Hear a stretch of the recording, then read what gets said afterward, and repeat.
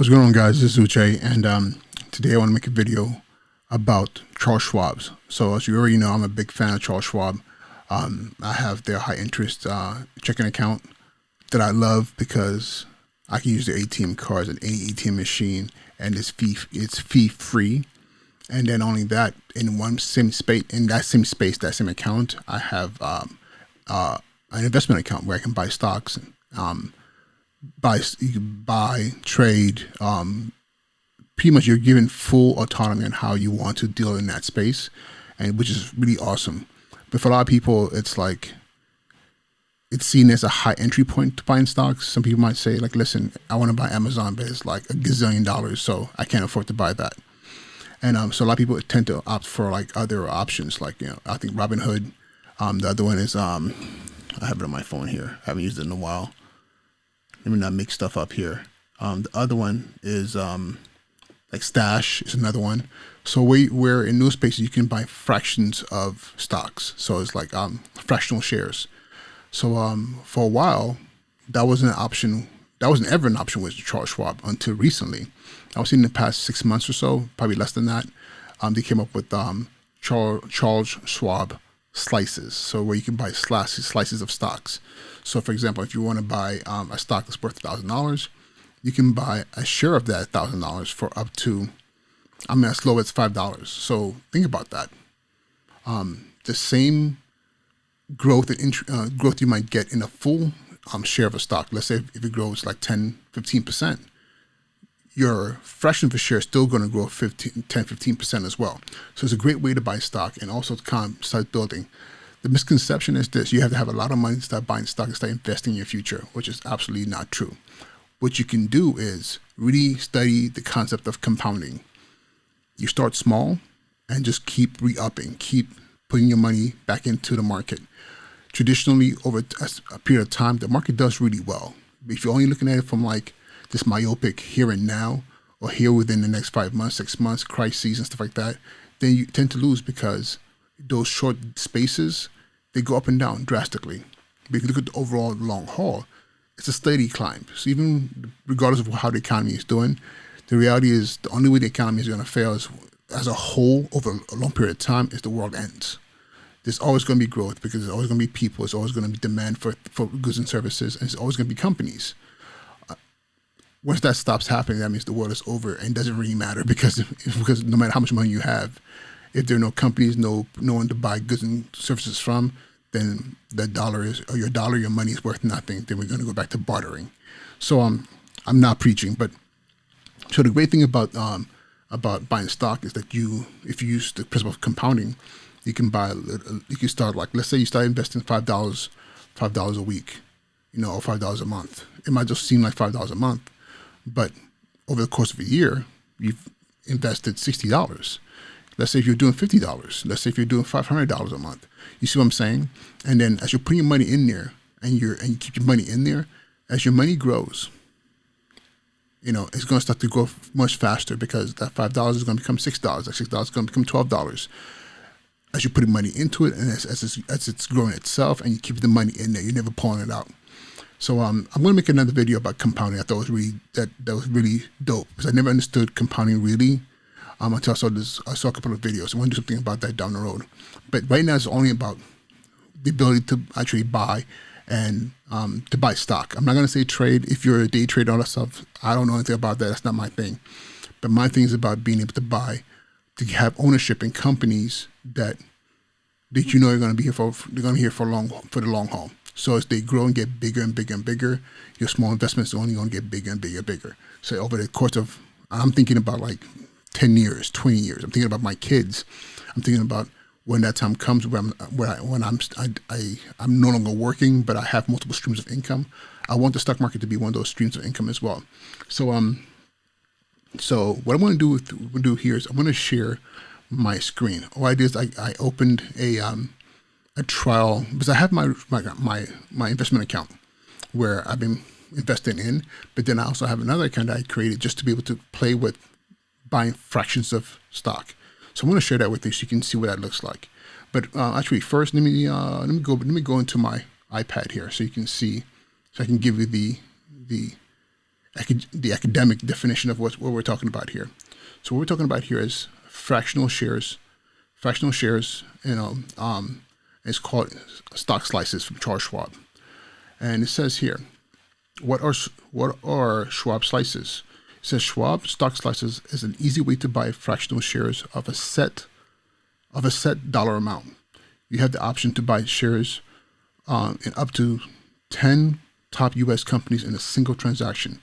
The stocks you purchase through Schwab stock slices will be individual stocks in your account that you can hold and sell independently. Okay, pretty simple, right? And then I just wanted to share this one other piece right here. There's this question that came up: can I buy fractional shares on Charles Schwab? Okay, a simple, low-cost way to invest in any S&P 500 stock.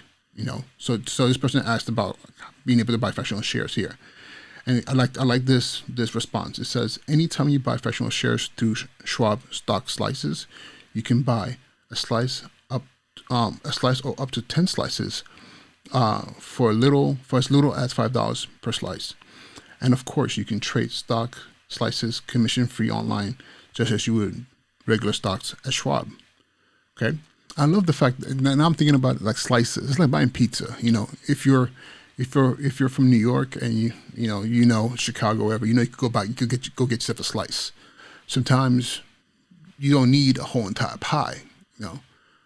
You might want a whole entire pie, but if you don't need a whole entire pie, you're not opting out of getting pizza. You can walk in and be like, yo, let me get a slice, and they'll give you a slice, and that satisfies your need. But if you want, you can buy 2 slices, you can get 3 slices, same concept. So you might not be able to buy the whole entire stock, or you might not want to.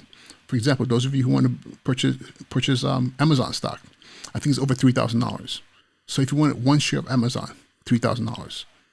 But the thing is, I remember like a year or 2 ago, it was like $1,000. I was like screaming like, damn, this joint's about $1,000. Now it's $3. I think I'm thinking right. We'll see. It's about $3, and you're like, wow, look at all that growth. But now this might be too expensive for me to get engaged in. But no, if you buy slices, you can buy $10 worth, you can buy $100 worth, you can buy $1,000 worth, and as it grows, you benefit from that growth as well. And think about it this way: the concept here is that Charles Schwab, as a broker, is purchasing stocks kind of like wholesale, because all these customers want to buy the stock. So they'll take all that money, buy the stock, then you own the share of that stock that you purchased. Okay, makes sense, right?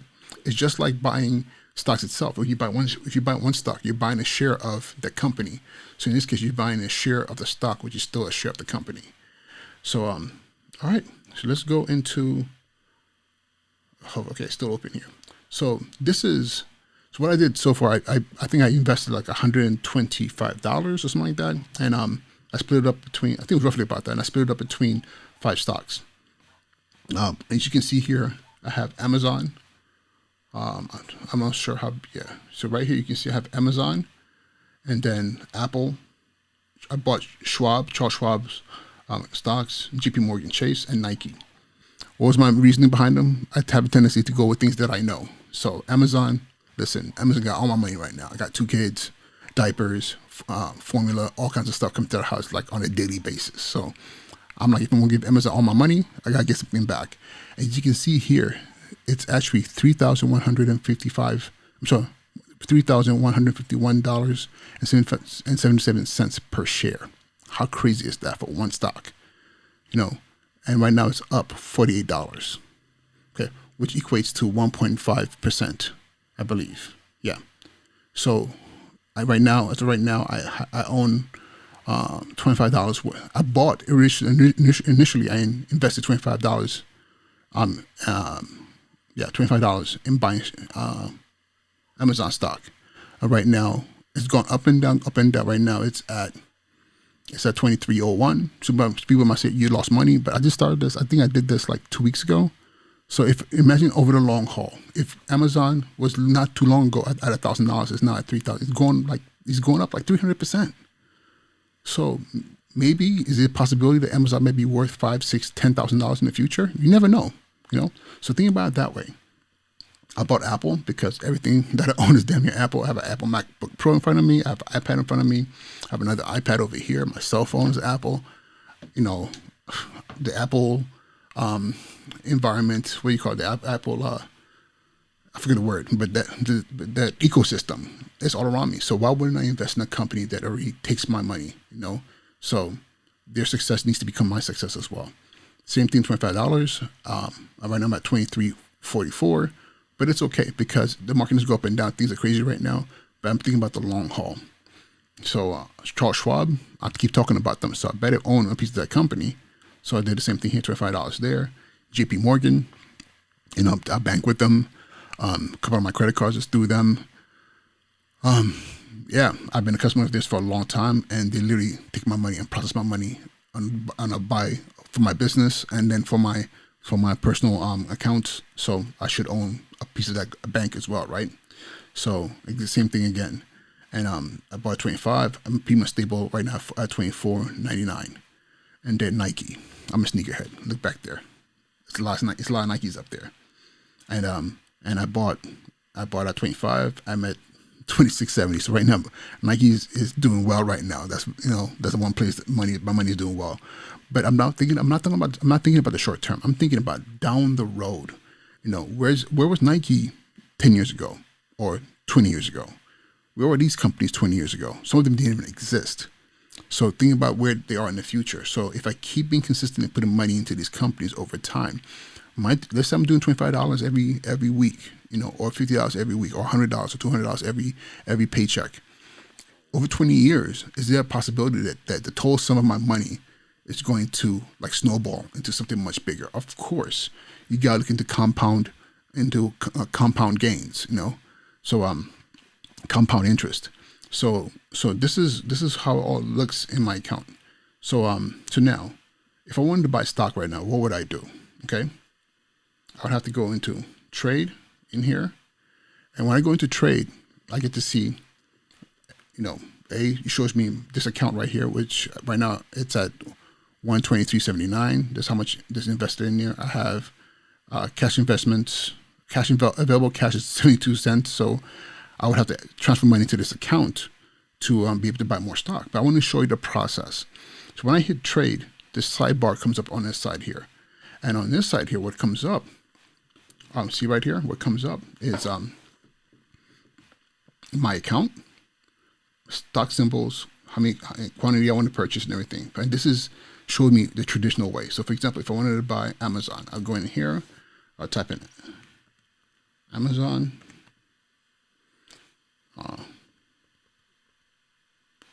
Here we go. If I do it this way, see, Amazon's right there.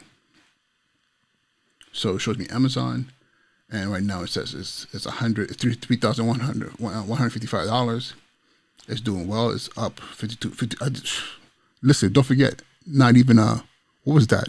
Not even 5 minutes ago. It was up $48. Now it's up $52. So it's growing constantly. That's how quickly the data is moving. So right now, I cannot afford that.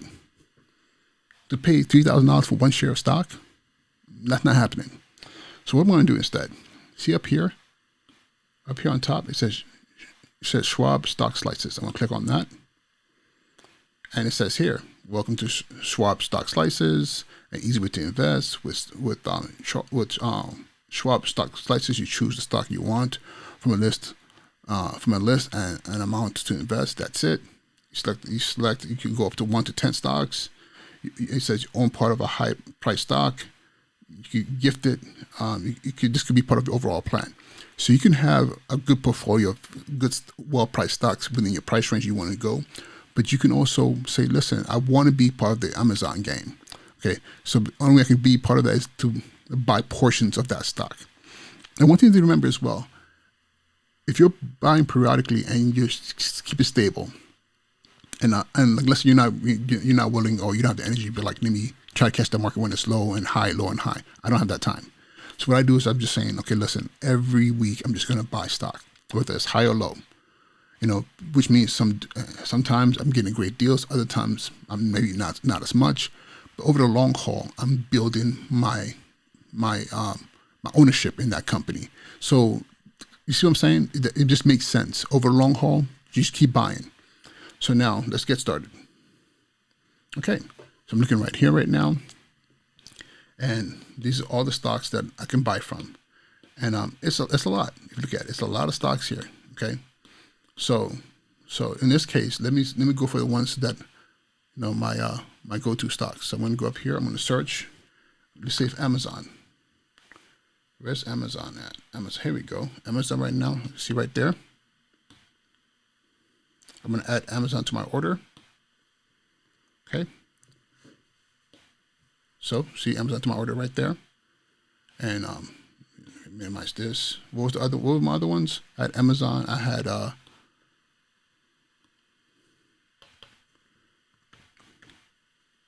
Charles Schwab was on there. I'm going to add that to my order. I had Nike's on there. Add it to my order. I have Nike. I have JP Morgan. Put in my order. And I have Apple. I know using this as an example. I have Apple right there. Add to my order. So now, here we go. Let's pull this up. So now here are my 5 stocks. But at the same time, let's say, let me see. Whoa, you know what? I just did a video on my favorite Adidas collaboration, which is with Neighborhood. What if I wanted to buy stock in Adidas? So I'm going to do Adidas and see. Okay, so see, they didn't come up. So it's one thing I realized. Not all stocks actually are listed on here, but enough of them are. So let's say, okay, let's say Honda. I just traded my Mercedes-Benz for I just traded my my GL 550 for a Honda Passport. I know people are like, that's a downgrade. Trust me, it's not a downgrade. The Honda Passport, the new Honda Passport is an amazing car. So I got a great deal on it. So let me do Honda. Okay, not on here. So not all the stocks are on there, but this is what I do. I try to think about the things that I'm really interested in, that I know that I can wrap my head around. So I'm trying to think about something that I can do this right now. What is the company? I'm looking around here now. Is Canon on here? Nope. Okay. Let me stop because I'm trying to think about something off the bat I can throw in here. That's simple. Oh, I know something. Dow Chemicals, they make a lot of things. So, for example, Dow Chemicals is on here, 51.29 per share. So the thing is, you gotta have to figure out like what stocks you're interested in buying shares of. But some of them are I think some of them they're so cheap that shares don't really make any sense to put them on there. But what determines that I'm not sure, because actually I guess that's not true, because if you see on here, American Airlines is on here at $13.33 a share. That might be a good buy though, because I know right now airlines are struggling, but they're not going anywhere. Airlines are not going anywhere. They will probably merge, but a lot of airlines we have right now are staples. So that might be something to look into. I need to do my research on. Okay, let me stop. Okay, so we cancel that. It's going to go back up to, let's look at this. So these are the 5 stocks, okay? So I'm going to continue. So here, okay, it says here, I'll just select the account that the money is coming from, and then you select that account. It says here, amount to invest. Minimum $5 a stock, minimum $5 per stock, and $10,000 max total order. So the minimums you can purchase is $5 per stock, per slice. And then for a total amount of $10,000, you can't go over $10,000, okay? So here, let's say I enter an amount. My amount is going to be $25. Done. Okay? So from there, it's not, and I know it's not going to work because I don't have any money in this account. So this is just for example. Let me see what it'll do if I do. Say, yes, ask me for an account. So I'm not going to worry about that right now. But this is pretty much that simple. Once you have the money in the account, review your selections, and bam. And what it will do, it would literally split evenly across the $25 across those accounts. So it'll buy me $5 of Amazon, $5 of Charles Schwab, $5 of Nike, $5 of JP Morgan Chase, and $5 of Apple. Okay, and guess what? Now you're a partial owner of these companies. You might be starting with $5 a company, but if you think about it, in 12 months, $5 per company, 12 months, you're talking about, let's say you should just doing $5 a month. We're just talking about doing $5 a month. That's $60 a month for each of for this total of these companies. So if you do that math, $5 per month, you're talking about 60 times 5, was that $300? You know, but that $300 by the end of the year, depending on how the market is going, could be $350. It could be $325. It might be less, but if you look at over a long haul, it could end up being $2,000, $3,000, $4,000, $10,000, $20,000 just by being consistent with it. With compounding, it's all about time and consistency, and not pulling your money out. Just put that money in there like it's like you don't even know it exists. It's like taxes. You're paying yourself taxes for a long haul. But this is how simple using slices is, and I'll tell you this.